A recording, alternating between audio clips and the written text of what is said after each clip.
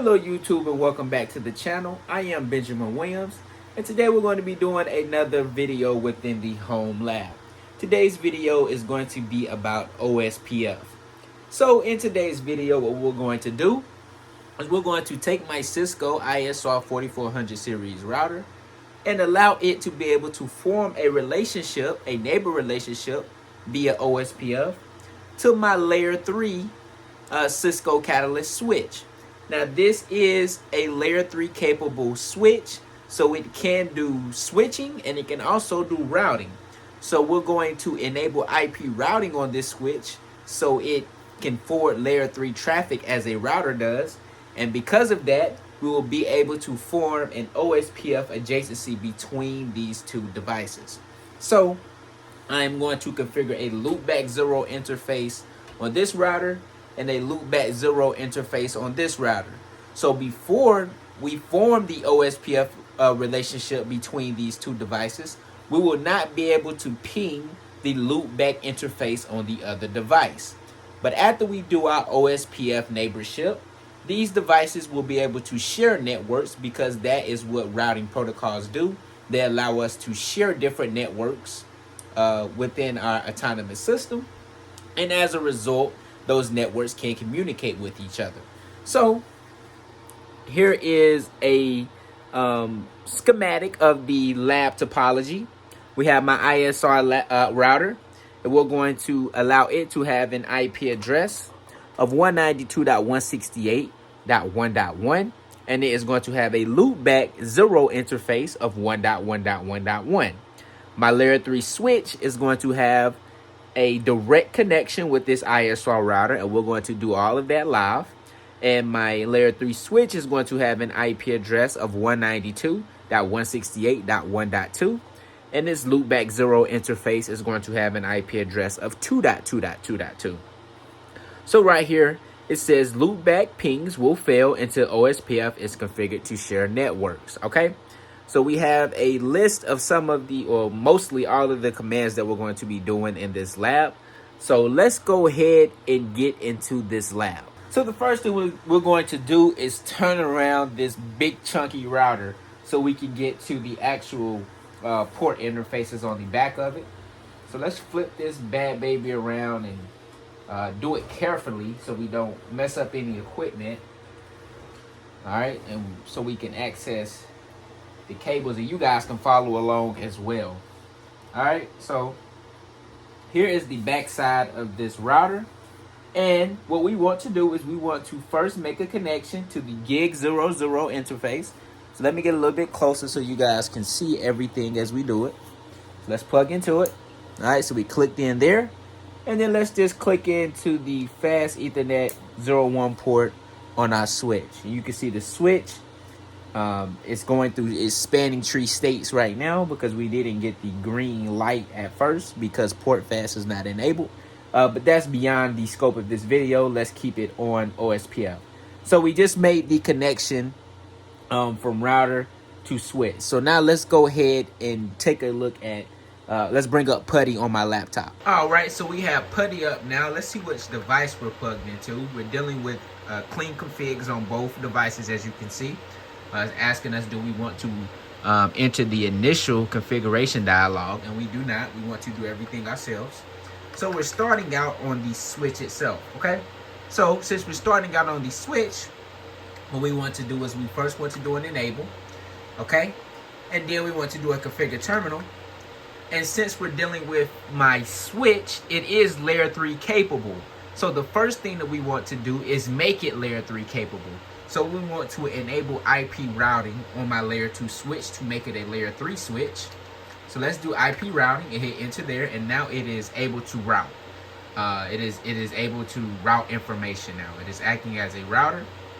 So now what we want to do is we want to go into interface configuration mode for the fast Ethernet 201. And the reason we're doing that interface is that is the interface that we plugged into the switch. That also connects up to the router. All right, so we want to go into that interface, and we can also confirm that interface is up. Let's do a do show IP interface brief first, just to confirm that this fast Ethernet 01 is the one that is connecting up to the router, as you can see from the status and the protocol. All right. Just wanted to show you guys that and confirm that. So we're still within interface configuration mode for fast Ethernet 201. And we want to do a no switch port to allow us to be able to, let me spell that right, switch port, to allow this device to be able to get IP address information and to be able to route traffic, okay? So now, we should be able to configure an IP address. So now if we do IP address 192.168.1.2, because that is the address that we wanted to configure on the switch, and we want to do a /24-bit subnet mask, so 255.255.255.0. Hit enter there. Let's do an exit. Let's go to interface. Let's go into interface. We want to configure a loopback 0 interface on this switch, and we want its address to be an IP address. I wish I would have did login synchronous to be able to prevent. I can actually. Let me do line console 0. Let me just do a login synchronous to stop those output messages from messing up my typing. All right, let's just do an exit now. Exit. All right, now let's go back to what we were. So now we want to do we want to create a loopback 0 interface. So loopback interface loopback 0. We want to do an IP address of 2.2.2.2. And let's do a /32-bit subnet mask, so 255.255.255.255. Hit enter there. Let's do a no shut to make sure it's enabled. And let's do a do show IP interface brief to confirm our IP address information. So we do have the correct IP address for the fast Ethernet 201 interface, which is the one we configured. Let's make sure our loopback interface is up. It is also up. So we're looking good on the actual switch configuration itself. So now what I'm going to do is take the console cable out of my switch and then plug it into my router and then pull putty back up again. All right, so I have my console cable right here, and you can see my router, the back side of my router. And if you look down here, small text, it says console. So let's go ahead and plug into the console port of our router. All right, now we're in.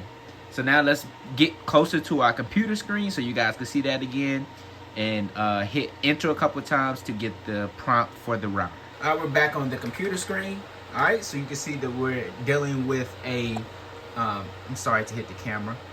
We're dealing with a fresh configuration on this router as well. So let's hit no for the initial configuration. Do we want to terminate auto install? Yes, we do. I almost put no. Yes, we want to terminate auto install. We want to do everything ourselves. So let's give this router a little bit of time. All right. Okay. Still booting a little bit. Should be able to control it. Okay. So yeah, now we're able to control the router. So now what we want to do on the router is do a, let's stop these pop-up messages from messing up my, stop the pop-up messages from messing up my typing. So first, let's do an enable. All right, let me get this cursor out of the way. Let's do an enable. Let's do a configure terminal, and let's do a login, line console 0, and we want to do a logging synchronous. All right, that will stop the output messages from messing up my typing now. Make the video a little bit cleaner. All right. So now we remember that we plugged the router into the fast Ethernet, the gigabit Ethernet 000 interface. So we want to go into that interface. So let's go into interface for gigabit 0000. Hit enter there. All right, and let's do an IP address of 192.168.1.1. That is the link between. That is the network that switch 1 and the router are going to share. So that is 255.255.255.0/24-bit subnet mask. Let's do a no shutdown because we know that router interfaces are disabled by default. All right, let's bring that up. Now, if we do an exit and we go into interface for loopback 0, loopback 0. We want to do an IP address of 1.1.1.1, and it /32-bit subnet mask, so 255.255.255.255. And let's do a no shut, and let's do a do show IP interface brief. IP interface brief. All right, and we can see that the gigabit Ethernet 000 is up. It has the correct IP address, and we can see that the loopback 0 interface is configured as well. So now on the router, since we're on the router now, let's configure OSPF. So the first thing we want to do is we want to do a router OSPF 1. All right, and let's first advertise the network that is between router 1 and switch 1, so they can become neighbors. So let's do a network of 192.168.1.0. We want to do a /24-bit wildcard mask. Let's do 0.0.0.0.255, and we want to have this this network advertised within area 0. All right. So now that is advertised, and now let's also do, well, and before I forget, actually, before we go through with the full OSPF configuration, let's look at the routers. Let's look at the router's IP routing table. So if I do a show IP route,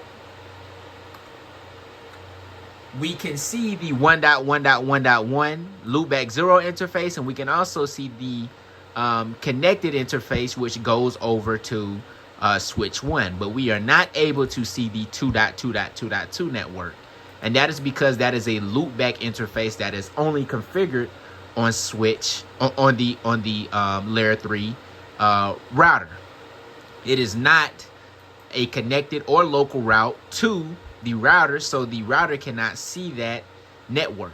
So if we try to do a ping before we configure OSPF between the two routers, if we try to do a ping to the loopback interface on the layer 3 switch, it will not work. So let's try that. We know that we configured a loopback interface on the layer 3 switch, and it had an IP address of 2.2.2.2. So let's try to ping that. And we know it's not going to succeed because we just looked at the routing table and it does not have a route. So that does not work. All right. Just wanted to show you guys that before we finish the configuration on the router. All right. So now let's go back into configure terminal. Let's do a router OSPF 1, and let's finish the network.